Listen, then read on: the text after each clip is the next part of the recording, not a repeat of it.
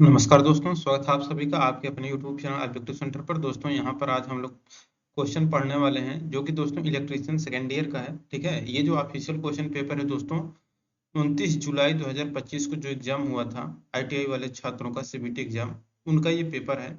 और इससे काफी ज्यादा क्वेश्चन आपको सीबीटी एग्जाम में देखने को मिलेंगे जो इस वर्ष 2026 में पेपर होने वाला है। ठीक है, एक बार मैं आप लोगों को पैटर्न बता दूं कि यहाँ पर देखिए आप लोगों को ट्रेड थ्योरी के यहाँ पर जो प्रश्न देखने को मिलेगा। ठीक है, तो ये आपको ट्रेड थ्योरी के यहाँ पर आपको 38 प्रश्न देखने को मिलेगा। वर्कशॉप कैलकुलेशन एंड साइंस के 6 क्वेश्चन, एम्प्लॉयबिलिटी स्किल के यहाँ पर 25 क्वेश्चन, और इंजीनियरिंग ड्राइंग का जो होता है दोस्तों ये आपको 6 क्वेश्चन देखने को मिल जाएगा। ठीक है, तो 6 क्वेश्चन इंजीनियरिंग ड्राइंग का भी आपको देखने को मिल जाएगा। तो ये दोस्तों आप लोगों का एग्जाम पैटर्न है, सेम इसी पैटर्न पर आपके एग्जाम में आने वाला है। और इसको आप लोग पढ़ेंगे तो आप लोगों को आइडिया लग जाएगा कि कहाँ से ये प्रश्न आता है। ठीक है, और ये जो आपको प्रश्न है अगर आप लोग इसको पूरा देना चाहते हैं टेस्ट के रूप में तो वो भी मैं बताऊंगा कि आप कहाँ से अपना टेस्ट दे सकते हैं। ठीक है, तो देखिए दोस्तों यहाँ पर पहला प्रश्न कहा गया है कि ओवर वोल्टेज रिले में पिकअप वोल्टेज क्या दर्शाता है। तो ओवर वोल्टेज रिले में पिकअप वोल्टेज जो होता है ये आपको बताता है minimum voltage to start the relay, यानी कि रिले शुरू करने के लिए न्यूनतम वोल्टेज। ठीक है, अगला प्रश्न यहाँ पर देखिए क्या कह रहा है, कह रहा है एनटीसी का फुल फॉर्म क्या होता है। तो देखिए दोस्तों एनटीसी का फुल फॉर्म होता है आप लोगों का निगेटिव टेम्परेचर कोफिशिएंट रजिस्टर। ठीक है, एनटीसी रजिस्टर का फुल फॉर्म है निगेटिव टेम्परेचर कोफिशिएंट रजिस्टर। तीसरा प्रश्न यहाँ पर कहा गया है कंट्रोल पैनल वायरिंग में प्रयुक्त डीआईएन रेल का उद्देश्य क्या है। तो जो कंट्रोल पैनल वायरिंग होता है इसमें जो प्रयुक्त होता है डीआईएन रेल, इसका मेन काम होता है दोस्तों कि बिना स्क्रू के कंट्रोल एसेसरीज को माउंट करना। ठीक है, अगला प्रश्न यहाँ पर है कि थ्री फेज कॉन्सेंट्रिक वाइंडिंग का अवगुण कौन सा है। तो थ्री फेज कॉन्सेंट्रिक वाइंडिंग का जो अवगुण होता है ये रहता है आपका एक स्टेप ट्रांसफार्मर की आवश्यकता होती है। ठीक है, तो थ्री फेज कॉन्सेंट्रिक वाइंडिंग का अवगुण ये है कि इसके लिए एक स्टेप ट्रांसफार्मर की जरूरत होती है। कह रहा है ये जैसा कि नीचे दिखाया गया अल्टरनेटर का प्रकार क्या है। तो ये जो आपको अल्टरनेटर का दोस्तों प्रकार दिखाया गया है यह अल्टरनेटर का प्रकार है दोस्तों आप लोगों का ब्रशलेस अल्टरनेटर। ठीक है, ये आपका ब्रशलेस अल्टरनेटर का फिगर दिया गया है। अगला प्रश्न यहाँ पे देखिए छठे नंबर का कह रहा है कि यदि किसी अल्टरनेटर का फील्ड एक्सटेंशन बढ़ा दिया जाए तो क्या होगा। यदि किसी अल्टरनेटर का फील्ड एक्सिस्टेंस बढ़ा दिया जाए तो होता क्या है कि जो आपका विचुंबकन प्रभाव है इसको रोकता है। ठीक है, तो विचुंबकन प्रभाव को रोकता है।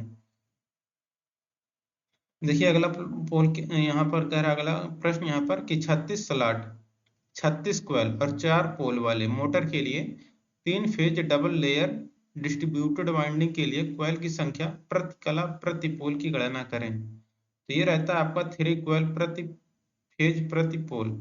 ठीक है, देखिए अगला प्रश्न यहाँ पर कहा गया है कि इलेक्ट्रिक पोल्स में प्रयुक्त क्रॉस आर्म का मुख्य उद्देश्य क्या होता है। तो देखिए इलेक्ट्रिक पोल्स में प्रयुक्त क्रॉस आर्म का जो मुख्य उद्देश्य होता है वो रहता है आपको ओवरहेड लाइन पर इंसुलेटर होल्ड करना। अच्छा दोस्तों देखिए ये जो क्वेश्चन है ना ये क्वेश्चन आ रहा है दोस्तों आप लोगों का निम्मी से। ठीक है, निम्मी का दोस्तों मैं आप लोगों के लिए एक टेस्ट यहाँ पर एक प्रोवाइड कर दिया हूँ, ज्यादा नहीं, ये आपका मात्र 35 रुपए के आसपास 30 या 35 रुपए के आसपास होगा। ठीक है, उसको अगर आप लोग लेना चाहते हैं ये पूरा कंप्लीट थ्योरी आपका मॉड्यूल वाइज दोस्तों आप लोगों को यहाँ पर मिलने वाला है। ठीक है, वो आपको मिल जाएगा। देखिए आपको परचेज कैसे करना है वो मैं बता देता हूँ आप लोग को दोस्तों प्ले स्टोर से ये जो ऑब्जेक्टिव सेंटर एप्लीकेशन है ना इसको आप लोग डाउनलोड कर लीजिएगा। देखिए ये जो ऑब्जेक्टिव सेंटर एप्लीकेशन है आप लोग इसको प्ले स्टोर से डाउनलोड जैसे करेंगे इसके बाद आपको वहां पर रजिस्टर करके लॉगिन हो जाना है। जैसे ही लॉगिन हो जाएंगे आपके सामने इस तरीके इंटरफेस आ जाएगा। इसके बाद आप लोगों को दोस्तों यहाँ पर टेस्ट सीरीज वाले सेक्शन में जाना है। टेस्ट सीरीज वाले सेक्शन में जाएंगे तो यहाँ पर देखेंगे यहाँ पर जो नियमित टेस्ट है ना यहाँ पर दोस्तों बहुत सारे ट्रेड का यहाँ पर लिखा है ना 41 सीरीज, यानी कि 41 ट्रेड का लगभग लगभग यहाँ पर यानी कि फर्स्ट और सेकंड ईयर मिला करके लगभग 41 टेस्ट यहाँ पर एक एक लोगों को यहाँ पर डाला गया है। जैसे फिटर का हो गया, electrician, welder, diesel mechanic, tractor mechanic, surveyor, carpenter, इस तरीके से दोस्तों सभी लोगों को यहाँ पर टेस्ट डाला गया है ईयर वाइज। यानी कि अगर आपको फर्स्ट ईयर का लेना है तो सिर्फ फर्स्ट ईयर का लीजिए, सेकंड ईयर का लेना है सेकंड ईयर का लीजिए, ट्रेड थ्योरी का लेना है तो ट्रेड थ्योरी का, एम्प्लॉयबिलिटी स्किल का चाहिए तो एम्प्लॉयबिलिटी स्किल का, वर्कशॉप कैलकुलेशन एंड साइंस का चाहिए तो वर्कशॉप कैलकुलेशन एंड साइंस का। आपको हर टेस्ट यहाँ पर आपको अवेलेबल मिल जाएगा, कोई भी आपका ट्रेड हो कोई भी आपका सब्जेक्ट हो। ठीक है, और जिनका नहीं है बाई चांस कभी, ठीक है, तो वो लोग हमारे यहाँ पर ये जो व्हाट्सएप नंबर दिया है ना, इस पर हमें कॉल कर मतलब मैसेज कर देंगे। मैं उनका प्रयास करूंगा कि उनका भी निम्न टेस्ट ला दूं, ठीक है। और देखिए जब आप लोग दोस्तों यहाँ से जाके निम्न टेस्ट वाले में बहुत सारा टेस्ट दिखेगा, इसके बाद आप लोग वहाँ पे जाके क्लिक करेंगे तो वहाँ पर आपको टेस्ट के बारे में पूरी जानकारी मिल जाएगा। और एक टेस्ट आप लोगों के लिए फ्री भी रखा गया है ताकि आप लोग उसको देख पाए कि मतलब कैसे क्वेश्चन रखे गए हैं निम्मी में। टोटल निम्मी का ऑफिशियल क्वेश्चन आपको देखने को मिलेगा टेस्ट के रूप में। यहाँ पर देखिए जब आप लोग अपना परचेज कर लेंगे, इसके बाद आपको माई कोर्स का ऑप्शन दिखेगा। माई कोर्स में जाएंगे तो वहाँ पर आपको टेस्ट सीरीज का ऑप्शन आएगा, वहाँ पर परचेज किया हुआ आपका कंटेंट पूरा आपको दिखाएगा, ठीक है। अब ये हो गया दोस्तों। अब चलिए हम लोग चलते हैं अगले प्रश्न पे। तो अगला प्रश्न यहाँ पर देखिए क्या कह रहा है कि इलेक्ट्रिक पोल्स में प्रयुक्त क्रॉस आर्म का मुख्य उद्देश्य क्या है। तो देखिए इलेक्ट्रिक पोल्स में प्रयुक्त जो क्रॉस आर्म होता है, ये क्या करता है, ओवरहेड लाइन पर इंसुलेटर होल्ड करने का काम करता है, ठीक है। उपकरण का नाम बताना है। ये जो आपको उपकरण दिखाया गया है, यह उपकरण दोस्तों आप लोगों को कहलाता है एक्सटर्नल ग्राउलर, ठीक है। तो एक्सटर्नल ग्राउलर आपका करेक्ट आंसर हो जाएगा ये वाला। इसके बाद अगला प्रश्न यहाँ पर कहा कि जनरेटर द्वारा कौन सी ऊर्जा को विद्युत ऊर्जा में परिवर्तित किया जाता है। तो जनरेटर के द्वारा जो ऊर्जा को विद्युत ऊर्जा में परिवर्तित किया जाता है वह आपका रहता है मैकेनिकल यानी कि यांत्रिक, ठीक है। अगला प्रश्न, स्टार्टर वाइंडिंग शार्ट और ओपन फॉल्ट का परीक्षण करने के लिए किस उपकरण का उपयोग किया जाता है। तो स्टार्टर वाइंडिंग शार्ट और ओपन फॉल्ट का परीक्षण करने के लिए दोस्तों हम लोग इंटरनल ग्राउलर का उपयोग हम लोग करते हैं। अगला प्रश्न यहाँ पर कहा गया है गति नियंत्रण की कौन सी विधि थ्री फेज मोटर में दो या अधिक निश्चित सिंक्रोनस स्पीड दे सकती है। तो गति नियंत्रण की जो विधि थ्री फेज मोटर में दो या अधिक निश्चित सिंक्रोनस स्पीड दे सकता है वो रहता है आपका स्टेटर पोल्स की संख्या को बदल करके, ठीक है। सिंक्रोनस मोटर का अनुप्रयोग क्या है। तो देखिए सिंक्रोनस, अच्छा देखिए दोस्तों, मैं आप लोगों को टेस्ट सीरीज के साथ प्रीवियस ईयर का क्वेश्चन पेपर भी वहां पर डाल दूंगा, ठीक है। वहां पर अगर आप लोग ये जो पीडीएफ है ना, अगर लेना चाहते हैं तो भी आपको एप्लीकेशन पर मिल जाएगा, ठीक है। सिंक्रोनस मोटर का अनुप्रयोग क्या है। तो देखिए सिंक्रोनस मोटर का जो अनुप्रयोग है ये है आपका पावर फैक्टर करेक्टर के रूप में, ठीक है।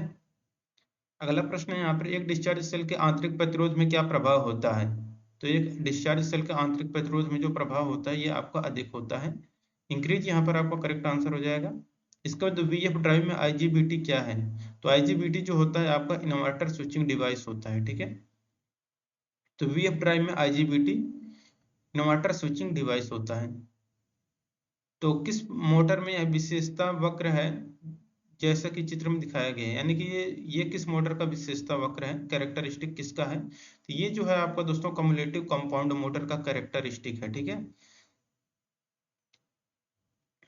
जैसे जैसे यहाँ पर स्पीड आपका घटेगा टॉर्क आपका बढ़ता जाता है। जैसे जैसे टॉर्क बढ़ेगा यहाँ पर देख रहे हैं ये आपका स्पीड क्या है, घट रहा है। कॉन्टेक्टर का चयन करने के लिए मानदंड क्या है। तो कॉन्टेक्टर का चयन करने के लिए जो मानदंड है ये है आपका कि आपूर्ति वोल्टेज और लोड का प्रकार, ठीक है। आपूर्ति वोल्टेज और लोड का प्रकार करेक्ट आंसर हो जाएगा यहाँ पर। अगला प्रश्न यहाँ पर है कि 1440 आरपीएम पर घूर्णन कर रहे 7.5 horse power squirrel cage motor द्वारा निर्मित बल आघूर्ण न्यूटन में ज्ञात करें। तो ये होगा आपका दोस्तों 36.6 न्यूटन मीटर, ठीक है। अगला प्रश्न देखिए यहाँ पर कहा गया कि जैसा कि चित्र में दिखाया गया है कॉन्ट्रैक्टर के भाग का नाम बताइए। तो ये जो आपको कॉन्ट्रैक्टर का भाग दिखाया गया है दोस्तों, ये आपका प्रोटेक्टिव हाउसिंग कहलाता है। आपका सी आंसर करेक्ट हो जाएगा, प्रोटेक्टिव हाउसिंग। 20 नंबर के यहाँ पर प्रश्न कह रहा है कि किसी ड्राइव में वी एफ अनुपात को स्थिर रखना क्यों आवश्यक है। तो किसी ड्राइव में वी एफ अनुपात को स्थिर रखना क्यों आवश्यक है, क्योंकि सभी गति पर रेटेड टार्क बनाए रखने के लिए, ठीक है। 21 नंबर का प्रश्न है किस हानि को कॉपर लॉस कहा जाता है। तो देखिए जिस हानि को कॉपर लॉस कहा जाता है वह आपका रहता है वेरिएबल लॉस, ठीक है। स्टेपर मोटर का फायदा क्या है। तो देखिए स्टेपर मोटर जो होता है यह बहुत कम गति से चल सकता है, यही इसका फायदा है। जैसा कि सर्किट में दिखाया गया है डीसी जनरेटर का नाम बताना है। तो ये जो आपको डीसी जनरेटर का नाम है ये आपका कहलाता है सेपरेटली एक्साइटेड जनरेटर, ठीक है। तो ये आपका सेपरेटली एक्साइटेड जनरेटर का ये आपका भाग है। अगला प्रश्न यहाँ पर देखिए कहा गया है किस प्रकार की डीसी आर्मेचर वाइंडिंग में फ्रंट पिच और बैक पिच से अधिक होती है।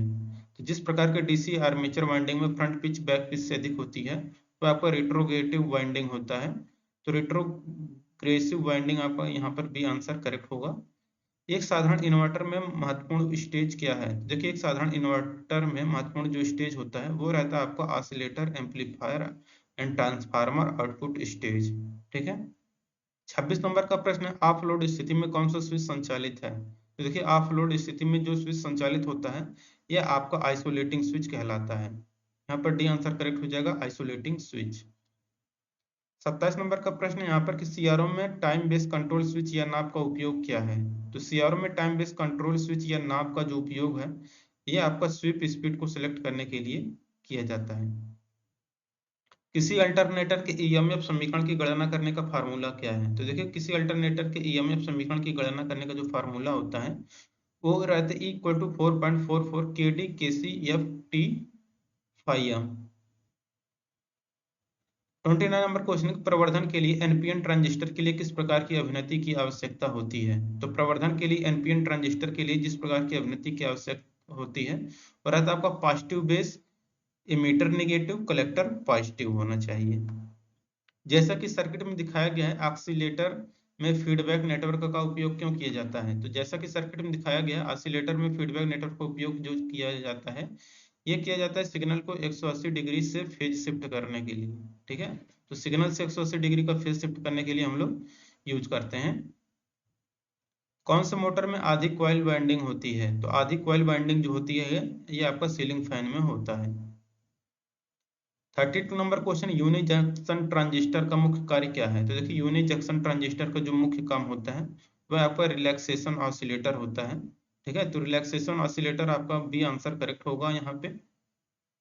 33 नंबर का प्रश्न है यहाँ पर, भूमिगत केबल की तुलना में ओवरहेड लाइनों का क्या फायदा है? तो देखिए, भूमिगत केबल की तुलना में ओवरहेड लाइनों का जो मेन फायदा है यह है आपका कि दोष आसानी से पता लगाया जा सकता है। ठीक है, तो भूमिगत केबल की तुलना में ओवरहेड लाइनों का फायदा यह है कि दोस्त आसानी से पता लगा सकते हैं। चित्र में दर्शाए गए एसी सिग्नल फेज मोटर का नाम क्या है? तो देखिए, चित्र में दिखाया गया एसी सिंगल फेज मोटर का जो नाम दिखाया गया है ये नाम है दोस्तों आपका वेरिएबल रिलक्टेंस स्टेपर मोटर। तो ये आपका है वेरिएबल रिलक्टेंस स्टेपर मोटर का। 35 नंबर क्वेश्चन है कि three phase slip ring induction motor के लिए किस प्रकार के स्टार्टर का उपयोग किया जाता है? तो three phase slip ring induction motor के लिए जिस प्रकार के स्टार्टर का उपयोग किया जाता है वह रहता है आपका रोटर रेजिस्टेंस स्टार्टर। ठीक है, तो रोटर रेजिस्टेंस स्टार्टर आपका यहाँ पर करेक्ट आंसर हो जाएगा। अगला प्रश्न यहाँ पर है कि डिस्ट्रीब्यूशन सिस्टम में डिस्ट्रीब्यूटर के लिए सब स्टेशन को कौन सी विद्युत लाइन जोड़ती है? तो डिस्ट्रीब्यूशन सिस्टम में डिस्ट्रीब्यूटर्स के लिए जो सब स्टेशन होती है इसकी जो विद्युत लाइन जोड़ने का काम करता है वो आपका रहता है फीडर। ठीक है, तो डिस्ट्रीब्यूशन सिस्टम में डिस्ट्रीब्यूटर के लिए सब स्टेशन को फीडर जोड़ता है। ठीक है, तो फीडर जोड़ने का काम करता है ये। सर्किट में दिखाया गया टेस्ट का नाम आपको बताना है। तो ये जो टेस्ट आपको दिखाया गया है ये आपका कहलाता है ब्लॉक्ड रोटर टेस्ट। तो ब्लॉक्ड रोटर टेस्ट यहाँ पर हो जाएगा answer B, sorry answer A. Split phase induction motor में मेन वाइंडिंग और एक्सिलरी वाइंडिंग के बीच इलेक्ट्रिक डिग्री कितनी होती है? तो स्प्लिट फेज इंडक्शन मोटर में जो मेन वाइंडिंग होती है, ठीक है, तो मेन वाइंडिंग और एक्सिलरी वाइंडिंग इनके बीच की जो इलेक्ट्रिकल डिग्री होती है ये आपका 90 डिग्री का होता है। अब देखिए दोस्तों, यहाँ पर ये आप लोगों का टेक्निकल 38 प्रश्न मैंने आपको बताया था ये था कंप्लीट हो चुका। अब देखिए वर्कशॉप कैलकुलेशन एंड साइंस। अच्छा दोस्तों, मैं बता दूं वर्कशॉप कैलकुलेशन एंड साइंस में 6 प्रश्न जो आते हैं इसको अगर आप लोग चाहे तो आप टेस्ट सीरीज के माध्यम से कवर कर सकते हैं, या फिर चाहे तो अगर दोस्तों आप लोग अगर कोर्स लेना चाहते हैं तो कोर्स भी आप लोगों को ऑब्जेक्टिव सेंटर एप्लीकेशन पर दिया गया है, आप लोग वहां से जाकर के ले सकते हैं। ठीक है, अगला प्रश्न है कि ए स्क्वायर ए क्यूब ए पावर 4 का मान क्या है? तो देखिए ए स्क्वायर इसको देखिए 4 3 7 2 9 और एक घात यहाँ पर हो जाएगा। ठीक है, तो ये आपका कितना हो जाएगा ए का पावर 10। लंबाई में परिवर्तन को किस संकेत दर्शाते हैं? तो देखिए लंबाई में परिवर्तन को हम लोग डीएल या डेल्टा एल से दर्शाते हैं। ठीक है, तो यहाँ पर डीएल है तो डीएल हो जाएगा आपका। ए प्लस बी का होल स्क्वायर का फुल फॉर्म में पूछा गया है, मतलब यहाँ पर फुल यानी कि इसका विस्तार पूछा गया है। तो ए प्लस बी का होल स्क्वायर का जो फार्मूला होता है वो होता है A square plus B square plus 2ab। ठीक है, ए माइनस बी का होल स्क्वायर क्या है? तो A square plus B square minus 2ab, यानी कि आंसर नंबर यहाँ पर सी हो जाएगा। विकृति की इकाई क्या होती है? तो देखिए विकृति क्या होता है, इसका कोई भी मात्रक नहीं होता है, क्योंकि दोस्तों होता है आपका प्रारंभिक लंबाई बटे, यहाँ पर हो जाता है आपका परिवर्तित लंबाई, ठीक है, लंबाई में परिवर्तन बटे प्रारंभिक लंबाई, ठीक है। क्या होता है, जैसे विकृति के निकालते हैं, विकृति इक्वल टू, ठीक है, लंबाई में परिवर्तन, ठीक है, बटे प्रारंभिक लंबाई जो होता है। तो इसी तरीके से हम लोग इसको निकालते हैं हम लोग किस तरीके से, डेल्टा यल बाई यल से, यानी कि लंबाई में परिवर्तन बटे प्रारंभिक लंबाई। तो यहाँ पर लंबाई लंबाई कट जाता है, मात्रक जो रहता है मीटर मीटर, यहाँ पर आपको 9 यूनिट बच जाता है। साधारण ब्याज में प्रिंसिपल को किस रूप में निरूपित किया जाता है, तो साधारण देखिए, आर है आपका रेट, एन है आपका ईयर को बताता है, आई जो है आपका बताता है इंटरेस्ट को यानी कि ब्याज को, पी बताता है प्रिंसिपल, ठीक है। अब देखिए अगला प्रश्न कहा गया कि 250 वोल्ट से कम वोल्टता क्या कहलाती है। तो देखिए दोस्तों 250 वोल्ट से कम जो वोल्टता होती है यह आपका लो टेंशन कहलाता है, ठीक है। तो यहाँ पर ये हो जाएगा, तो 250 वोल्ट से कम वोल्टता हमारा लो टेंशन कहलाएगा। मोटर को चालू और बंद करने के लिए किस उपकरण का उपयोग किया जाता है। तो दोस्तों देखिए मोटर को चालू और बंद करने के लिए जो उपकरण यूज करते हैं वो हमारा स्टार्टर होता है, ठीक है। तो यहाँ पर स्टार्टर आपका करेक्ट आंसर हो जाएगा, आंसर नंबर डी। मोटर को चालू और बंद करने के लिए हम लोग स्टार्टर का उपयोग करते हैं। अब यहाँ पर देखिए कह रहा है कौन सा डीसी मोटर का प्रतीक है। देखिए ये आपका जी से हो जाएगा गैल्वेनोमीटर का, ये हो जाएगा ओम मीटर का, प्रतिरोध मीटर का हो जाएगा। ये देखिए डीसी की बात किया है, यहाँ पर देखिए डीसी का ये प्रतीक है, सीधी लाइन डीसी, एम लिख देगा तो मोटर। अगर यहीं पर इस तरह एसी मोटर की बात करता तो ये है आपका सिंबल एसी का, इसी के ऊपर एम बना देता तो आपका एसी मोटर हो जाता, ठीक है। ये नीचे वाले देखिए आपका एसी मोटर है, ऊपर वाला आपका डीसी मोटर है। चौथा प्रश्न है एसी वोल्टेज को बढ़ाने या घटाने वाली स्टैटिक मशीन कौन सी है। तो देखिए एसी वोल्टेज को बढ़ाने और घटाने वाली जो स्टैटिक मशीन होती है दोस्तों ये आपका ट्रांसफार्मर होता है। प्रतीक को पहचाने, तो ये जो प्रतीक है दोस्तों ये आपका एसी का है, ठीक है, यानी कि ये एसी हो जाएगा। डीसी रहता तो एक सीधी लाइन रहता, ठीक है। कौन सा भाग स्वचालित लोहे में गर्मी को नियंत्रित करता है। तो देखिए जो भाग स्वचालित लोहे में गर्मी को नियंत्रित करता है वह थर्मोस्टैटिक स्विच होता है। अब दोस्तों यहाँ पर ये आपका 6 प्रश्न कंप्लीट हो गया। अब देखिए यहाँ पर एम्प्लॉयबिलिटी स्किल का प्रश्न आ गया, कह रहा है कि वह व्यक्ति जो किसी व्यवसाय की शुरुआत से जुड़ा होता है उसे क्या कहा जाता है। तो देखिए वह व्यक्ति जो किसी व्यवसाय की शुरुआत से जुड़ा होता है उसको हम लोग उद्यमी कहते हैं, ठीक है। तो उद्यमी यानी कि आंसर भी यहाँ पर करेक्ट हो जाएगा। अगला प्रश्न यहाँ पर देखिए कहा गया कौन सी स्थिति लोगों को एक टीम के रूप में मिलकर अच्छा काम करते हुए दिखाती है, ठीक है। तो ये रहता है एक समूह जो विचार साझा करता है और एक दूसरे को सुनता है। आंसर एक करेक्ट आंसर हो जाएगा कि एक समूह जो विचार साझा करता है और एक दूसरे को सुनता है, यह लोगों को एक टीम के रूप में मिलकर अच्छा काम करते हुए दर्शाता है। कोविड के बाद कार्यस्थल कैसे बदल गए हैं। तो देखिए कोविड के बाद जो कार्यस्थल हैं ये आपका व्यक्तिगत और घरेलू कार्य का मिश्रण हो गया है, यानी कि mixed of in person and at home work है, ठीक है, यानी कि वर्क फ्रॉम होम के रूप में भी कम होने लगा है। यदि कोई व्यक्ति घर पर बने उत्पाद बेचना चाहता है तो उसे व्यवसाय बढ़ाने के लिए क्या करना होगा। तो उसे करना होगा दुकानदारों को खोजे और उसके साथ मार्केटिंग संबंध बनाए, ठीक है। स्किल इंडिया डिजिटल प्लेटफॉर्म का मुख्य उद्देश्य क्या है। तो देखिए स्किल इंडिया डिजिटल प्लेटफॉर्म का जो मुख्य उद्देश्य है ये आपका कि ऑनलाइन शिक्षण और कौशल विकास को सुविधाजनक बनाना, ठीक है। तो ऑनलाइन शिक्षण और कौशल विकास को सुविधाजनक बनाना है स्किल इंडिया डिजिटल प्लेटफॉर्म का मेन उद्देश्य। हालांकि देखिए ये जो स्किल इंडिया डिजिटल प्लेटफॉर्म है दोस्तों, यही दोस्तों मैं बता देता हूँ कि जो आप लोगों का ये आईटीआई सरकारी रिजल्ट वेबसाइट है ना उस पर जाएंगे वहां से आप अपना एडमिट कार्ड निकालते हैं। वो जो कुछ भी ओपन होता है ये भी आपको कहाँ से ओपन होता है, वो भी आपको होता है skill India digital hub website से, ये जो जिसका यहाँ पर जिक्र किया गया है, ठीक है। निम्न में से कौन सा सुव्यवस्थित रिज्यूम के लिए एक महत्वपूर्ण कारक है। तो देखिए जो एक सुव्यवस्थित रिज्यूम के लिए एक महत्वपूर्ण कारक है वह आपका simple design and easy to read word, सरल डिजाइन और पढ़ने में आसान शब्द है। अगला प्रश्न है फिटर के पद के लिए आवेदन करते समय निम्न में से कौन सी ईमेल विषय पंक्ति सबसे उपयुक्त होगी। तो फिटर के पद के लिए आवेदन करते समय जो ईमेल विषय पंक्ति सबसे उपयुक्त होगी हो रहेगा कि फीडर पद हेतु आवेदन और इसके बाद आपका नाम। कार्यस्थल पर शिष्टाचार यानी कि एटिकेट क्या है? तो देखिए एटिकेट जो होता है यह बताता है कि आपको उचित व्यवहार और कार्यस्थल व्यावसायिकता, प्रोफेशनलिज्म को, ठीक है। कार्य नैतिकता क्या है? तो देखिए कार्य नैतिकता है कि आपका काम पर नैतिक मूल्य, मोरल वैल्यू एट वर्क। देखिए अगला प्रश्न है उपयुक्त वर्णनात्मक शब्द के से वाक्य पूरा करें। देयर इज ए, यहाँ पर हो जाएगा big playground near our house, आपका बिग आंसर करेक्ट हो जाएगा, ठीक है। तो there is a big playground near our house. नौकरी के लिए आवेदन करते समय कवरिंग लेटर को किसके माध्यम से पढ़ना आसान होता है? तो नौकरी के लिए आवेदन करते समय कवरिंग लेटर को दोस्तों, तो टेक्स्ट को छोटे छोटे पैराग्राफों में विभाजित करके माध्यम से पढ़ना आसान होता है, ठीक है। आपके YouTube वीडियो पर टिप्पणी का जवाब देने का कारण है। देखिए वीडियो अगर अच्छा लगा हो तो आप लोग भी YouTube पर टिप्पणी करिए, यानी कि कमेंट करिए इस वीडियो के नीचे कैसा लगा वीडियो। और आपके एग्जाम में दोस्तों ये फंसने वाला है, आप लोग याद रखिएगा इस बात को।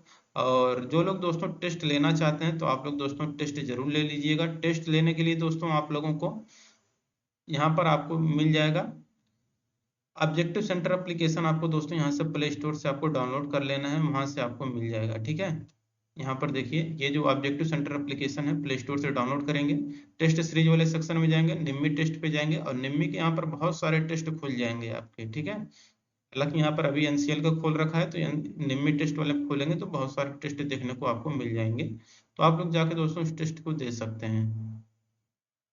अगला प्रश्न है, अच्छा ये तो हो गया, ये क्यों करते हैं कमेंट? जिससे दर्शक जुड़ाव महसूस करें, ठीक है। तो मेक व्यूअर फील कनेक्टेड। किसी ऐसे संगठन में जहां सभी कर्मचारी कुशल हों और व्यवस्थित रूप से काम कर रहे हों, परिणाम क्या होगा कि अधिक आउटपुट और अधिक प्रॉफिट होगा, ठीक है। आप आजीवन सीखने वाले व्यक्ति हैं यदि आप अपने ज्ञान को बढ़ाते हैं और इसके बाद जोड़ते रहते हैं। कंप्यूटर उपयोगकर्ताओं को वेब पेज का पता लगाने और उस तक पहुंचने में सक्षम बनाने के लिए उपयोग किया जाने वाले सॉफ्टवेयर एप्लीकेशन क्या कहलाता है? तो देखिए कंप्यूटर उपयोगकर्ताओं को वेब पेज का पता लगाने और उस तक पहुंचने में सक्षम बनाने के लिए उपयोग किया जाने वाला जो सॉफ्टवेयर एप्लीकेशन है वह आपका वेब ब्राउजर कहलाता है। अगला प्रश्न है जब हम अपनी आवाज का उपयोग करके टाइप करना चाहते हैं तो हम लोग किसका उपयोग करते हैं? तो जब हम अपनी आवाज का उपयोग करके टाइप करना चाहते हैं तो वहां पर हम लोग दोस्तों वॉइस रिकॉग्निशन फीचर का उपयोग करते हैं। अगला प्रश्न है जब आपकी टीम का प्रोजेक्ट असफल हो जाता है तो एक लीडर के रूप में क्या करेंगे? तो जब आपकी टीम का प्रोजेक्ट असफल हो जाता है तो एक लीडर के रूप में दोस्तों हम लोग गलतियों से सीखने के लिए प्रोत्साहित करना चाहिए। अगला प्रश्न है नीचे दिया गया कौन सा विकल्प गिग इकोनॉमिक में गिग का वर्णन करता है? तो गिग का जो वर्णन करता है वो रहता है एक स्पेसिफिक टास्क और प्रोजेक्ट, एक विशिष्ट टास्क या प्रोजेक्ट आपका करेक्ट आंसर हो जाएगा। टेबल तार सॉकेट केबल हथौड़ा कील ये सब क्या है? तो टेबल तार केबल सॉकेट हथौड़ा कील ये सब आपका नेमिंग वर्ड है, ठीक है। 20 नंबर का प्रश्न है अगर आप लोगों के लिए कोई नया ऐप बना रहे हैं तो उसे टेस्ट करना क्यों जरूरी है? तो ये जरूरी इसलिए है क्योंकि यह देखने के लिए कि लोग इसका उपयोग कैसे करते हैं और इसे बेहतर बनाते हैं। एक रेस्तरां मालिक अधिक ग्राहक चाहता है और अपने व्यवहार में सुधार करना चाहता है तो उसको क्या करना होगा? तो एक रेस्तरां मालिक अधिक ग्राहक चाहता है और अपने व्यवसाय में सुधार करना चाहता है तो उसे अपने कस्टमर से बात करना, उनकी प्राथमिकताओं को समझना, मेनू में बदलाव करना, फीडबैक मांगना, ये सब आपका शामिल होता है। 22 नंबर प्रश्न है गूगल पर नई जानकारी खोजते समय सही शब्दों का उपयोग करना क्यों महत्वपूर्ण है? तो गूगल पर नई जानकारी खोजते समय सही शब्दों का उपयोग करना महत्वपूर्ण है क्योंकि सही और उपयोगी जानकारी पाने के लिए, ठीक है। काम के स्थानांतरण का अर्थ है, तो देखिए काम के स्थानांतरण का ये अर्थ है कि नौकरी ढूंढने के लिए किसी दूसरे स्थान पर जाना। ग्रीन प्रैक्टिस का अर्थ क्या है? तो देखिए ग्रीन प्रैक्टिस का अर्थ होता है किराने का सामान खरीदने के लिए कपड़े का बैग लेकर जाना, यह आपका ग्रीन प्रैक्टिस कहलाता है। Gesture, facial expression, eye contact ये सब किसके उदाहरण हैं? तो देखिए gesture, facial expression, eye contact ये सब एक्सप्रेशन है आपके नॉन वर्बल कम्युनिकेशन के, ठीक है। तो यहाँ पर दोस्तों ये आप लोगों का कंप्लीट होता है। और वीडियो अगर अच्छा लगा दोस्तों वीडियो को लाइक करिए और अपने दोस्तों के साथ शेयर करिए। और आप लोगों के लिए दोस्तों यहाँ पर एक टेलीग्राम ग्रुप भी ओपन किया गया है। अगर आप लोग दोस्तों ये जो ITA NCVT टेलीग्राम ग्रुप है अगर आप लोग इसमें नहीं जुड़े हैं तो आप लोग जरूर जुड़ जाइएगा ताकि कोई भी अपडेट रहे आपको समय से मिलता रहे, ठीक है। और कोई डाउट हो तो आप लोग इस ग्रुप में पूछ भी सकते हैं। ठीक, मिलेंगे नेक्स्ट वीडियो में। Thank you.